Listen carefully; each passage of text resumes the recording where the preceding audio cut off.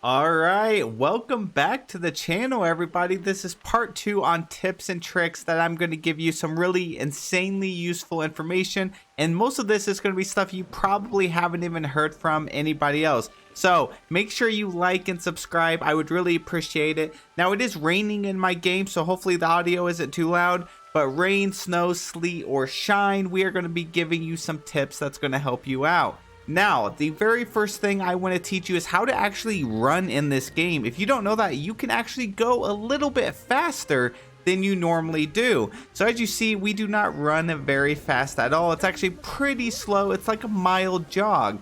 But all you have to do is maximize your stamina. And what I mean by that is I don't mean level up all the way. I just mean to eat some extra food. So let's go ahead and cook up a meal really fast and I'll show you what I'm talking about. Alright, so once your stamina is completely full, go into your inventory and eat an actual meal. Not an ingredient, not an apple or anything like that, an actual meal. And if you look at your stamina bar, it actually went up a little bit. So it has a gold bar. You can actually fill this up twice. And I'm also going to show you how you can fill that up for free without cooking anything out of your own ingredients. Now, just to prove it to you that you can actually run, this is a comparison of the speed. As you can see, we are moving a lot faster than when we didn't have that gold bar. Now, to actually be able to get this without cooking your own food, you can go over to the realms and then go to the ratatouille realm, and you can cook up food in there, and while you cannot bring it back, you can actually just eat the food and it'll fill your bar up and then go back to the regular place. So let's go ahead and grab some ingredients really quick. There we go. We got a couple things. So let me go in my inventory. I'm going to eat this and it is filling up my bar a lot. That one almost filled it up completely. Let's eat a couple more, and now we have maxed our bar out. We are going to now leave the realm. To do that, just go back to the door and exit.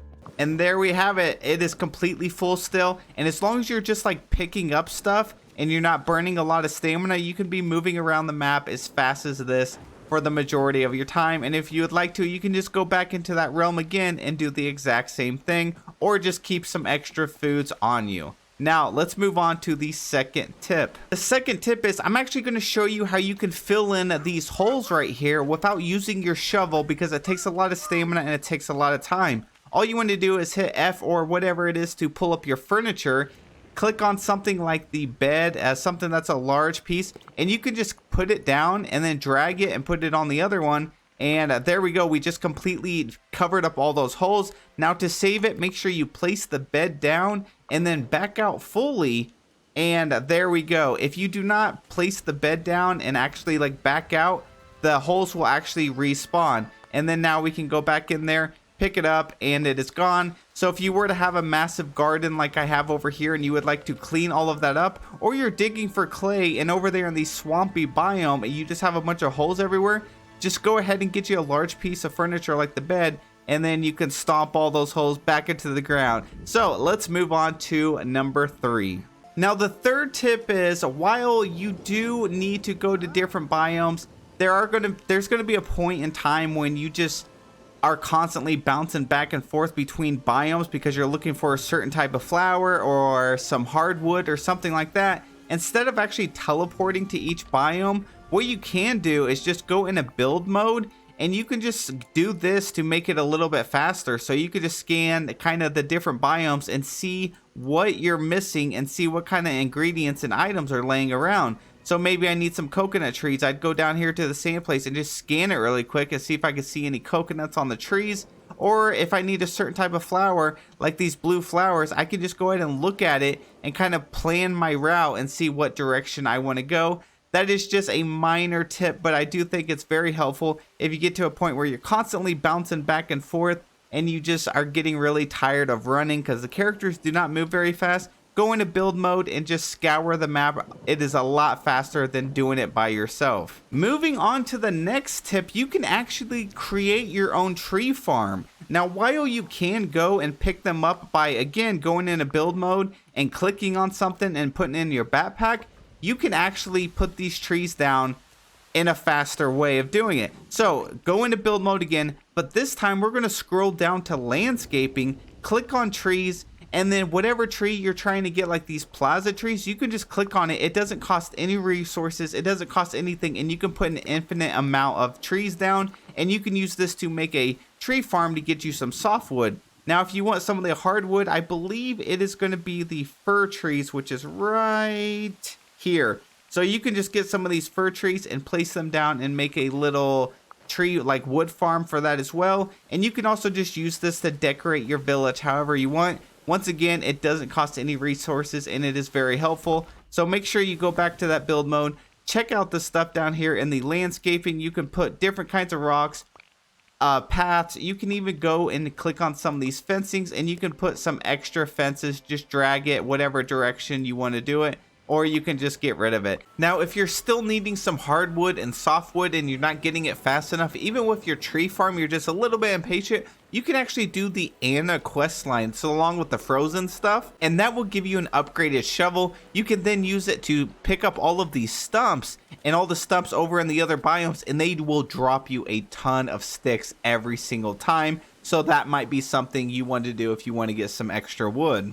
Now, moving on to the last two tips in this video is dream shards. Do not mess up on this. I actually did in the beginning. Do not use your dream shards to craft it into this other currency known as the Dreamlight. So you can get Dreamlight by completing these different activities, these different quests, but you can also craft them over at a crafting bench. Over here at the crafting bench under the potion and enchantment, you're going to see the Dreamlight, and it'll cost you 10 dream shards and you get 250 Dreamlight. Now, I know that may sound pretty tempting and you think it's going to make your game go a lot faster. You could actually hurt yourself and put yourself back literally days of waiting to be able to get some more. Now, why is that? Well, I'm going to show you exactly why. This is one of the rarest, if not the rarest resource in the game, and that is because there are only 2 ways to obtain this, and they are time gated if you're at a point where you don't have any more thorns.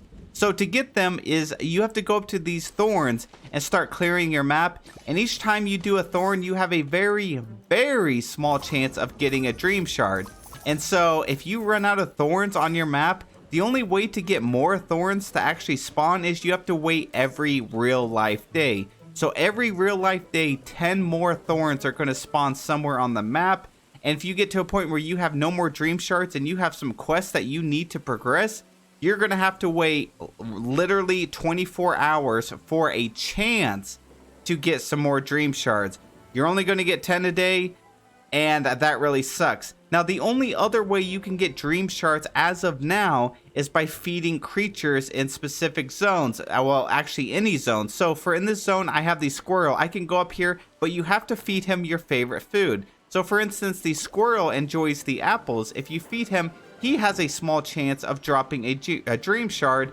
But like I said, it is a very small chance. Instead, he gave me some leaves or whatever the hell that was. So that is not good, and you can only feed a certain amount of creatures per day. So that squirrel that I just fed, that's it. That is the only time I can feed that squirrel for 24 real life hour days.